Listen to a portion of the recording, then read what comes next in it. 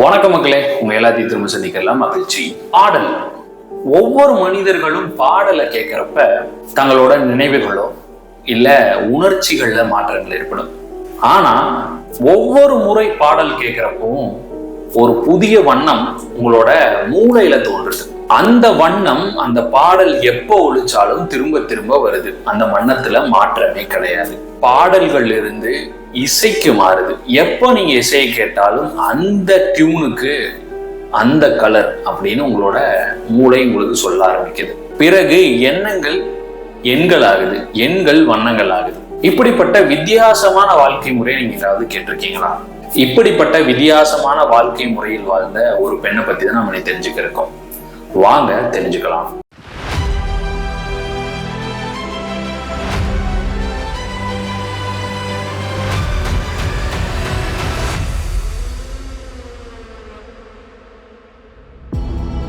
ஒவ்வொரு கேள்விக்கும் ஒரு பதில் இருக்கு.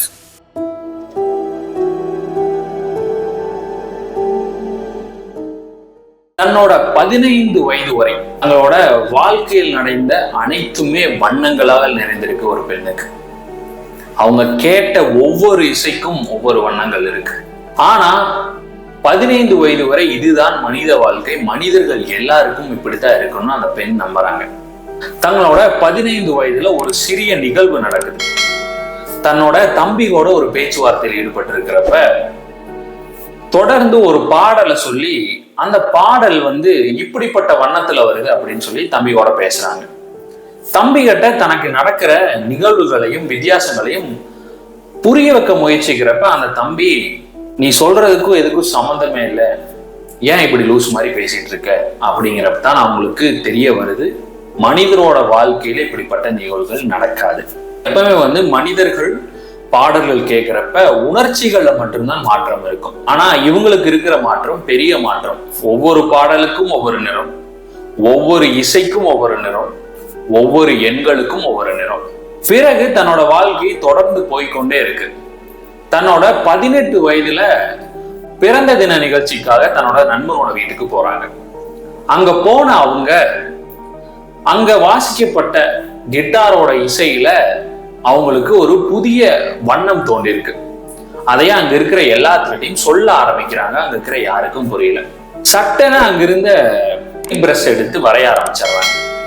வரைய ஆரம்பிச்சதுக்கு அப்புறம் தான் அந்த வண்ணம் மிகவும் வித்தியாசமானதாக அங்கிருந்த நபர்களால் இதுவரைக்கும் கண்டிராத அல்லது பார்த்திராத ஒரு வண்ணமா இருக்கு. இதை எப்படி உருவாக்குன அப்படின்னு கேட்கிறப்ப தான் அந்த பெண் தனக்கு நடக்கிறத சொல்றாங்க. அங்க இருக்கிற யாருமே நம்பல. திரும்ப அந்த கிட்டார் தொடர்ந்து வாசிக்க அந்த பெண் அந்த இசைக்கு ஏத்த மாதிரி ஒரு உருவத்தையே வரைகிறாங்க.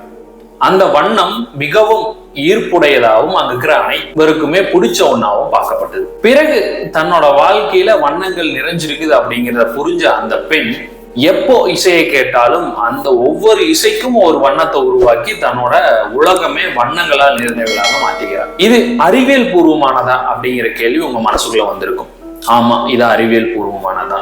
குரோமோசிந்தசிஸ் அப்படின்னு அழைக்கப்படக்கூடிய ஒரு நிற மாறுபாட்டு நிகழ்வுகளால் நடக்கக்கூடிய வித்தியாசம் தான் மூளையில இருக்கிற வேவ், அந்த நியூமரிக் வேவ் நம்மளோட மூளையில நடக்கிற விஷயங்களை நம்மளோட கண் முன் ஒரு சில வித்தியாசத்தோட காட்டும். பெரும்பாலும் 15% 4 மனிதர்களுக்கு இந்த மாதிரி வித்தியாசமான நிகழ்வு நடக்கும். ஒரு சிலருக்கு எல்லாமே எண்களா இருக்கலாம், ஒரு சிலருக்கு எல்லாமே வண்ணமா இருக்கலாம், ஒரு சிலருக்கு எல்லாமே அளவுகளாக இருக்கலாம். ஆனா இந்த பெண்ணுக்கு அனைத்துமே வண்ணங்களா இருந்திருக்கு. இந்த குரோம் சிந்தசிஸ் அப்படிங்கிற செயல்பாடு எப்படின்னு பாத்தீங்கன்னா, ஒவ்வொரு முறை உங்களுக்கு பிடிச்ச விஷயங்களை நீ கேட்கிறப்போ மூளை உங்களுக்கு அவைகளை உருவாக்கி காட்டும். அதாவது படைப்பாற்றல் வெளியே பண்ணும். அந்த படைப்பாற்றல் வழியில உங்களோட கண் முன்னாடி வேவுகள் மட்டும் வந்தா நீங்க இயல்பான மனிதர்கள். ஆனா அந்த வேவுகளையும் தாண்டி, அந்த அலைவரிசையையும் தாண்டி உங்களோட கண் முன் நிறங்கள் தோன்றுச்சுன்னா நீங்க இவங்களோட வழிகள்ல வந்துருவீங்க. இப்படி இந்த உலகத்துல இதுக்கு முன்னாடி வாழ்ந்தவங்க யாராச்சும் இருக்காங்களா? லேடி காகா எடுத்துக்காட்டுக்கு. அவங்க இப்படிப்பட்ட ஒரு வித்தியாசமான நிகழ்வுகளால தான் பாதிக்கப்பட்டிருக்காங்க. அவங்களோட வாழ்க்கையில இதை பத்தி அவங்க நிறைய தடவை பேசியிருக்காங்க. இவங்களுக்கு ஆற்றல்கள் மிகவும் அதிகமா இருந்திருக்கும். இந்த 15% மனிதர்கள்ல 4 பேருக்கு இருக்கிற இந்த நிகழ்வுனால என்ன ஆகும்னா, அவங்களால படைக்கப்படக்கூடிய பொருட்கள் அனைத்துமே வித்தியாசப்படுது. மேரலின் அப்படிங்கிற ஒரு மனிதர் தன்னை பத்தின ஒரு கட்டுரையை எழுதியிருக்காரு. தன்னோட வாழ்க்கையில எப்படி எண்கள் நிறைந்திருந்துச்சு அப்படிங்கிறது. இப்படி வண்ணங்களால் நிறைந்திருந்த மற்றொரு பெண் தான் மெலிசா. அவங்களோட வாழ்க்கை வரலாறு தான் நம்ம இன்னைக்கு பார்த்தோம். தன்னோட 22வது வயதுல தன்னோக்கு இருக்கிறது ஒரு பிரச்சனை இல்லை, தனக்கு இருக்கிறது ஒரு திறமை அப்படின்னு உணர்ந்தவங்க பின்வரும் காலகட்டங்கள்ல பெரிய கலைஞராக உருவெடுக்கிறார். அவர் உருவாக்குன வண்ணங்கள் இதுவரைக்கும் மனிதர்களால நினைத்து பார்க்கக்கூடியாத வண்ணங்கள். அவங்க முன்னாடி நீங்க ஒரு பாட்டு போட்டீங்கன்னா உங்களுக்கு ஒரு புதிய வண்ணம் கிடைச்சிடும். பிறகு அங்க இருக்கிற மக்களால் பெரிதும் பேசப்பட்டு பெரிய பிரபலமடைந்த ஒரு நபராகவும் மாறி இருக்காங்க இந்த மெலிசா. இப்படிப்பட்ட வித்தியாசமான மனிதர்களை நீங்க உங்க வாழ்க்கையில பார்த்திருக்கீங்களா? இல்ல அவங்கள பத்தி மற்றவங்க சொல்றதை பத்தி கேட்டிருக்கீங்களா? அப்படி ஏதாவது இருந்தா கண்டிப்பா கமெண்ட் செக்ஷன்ல சொல்லுங்க. இந்த காணொளி கண்டிப்பா உங்களுக்கு பிடிச்சிருக்கும் நம்புறேன். மறக்காம சப்ஸ்கிரைப் பண்ணீங்க. மீண்டும் இன்னொரு காணொளியில் நாம சந்திப்போம். நன்றி, வணக்கம்.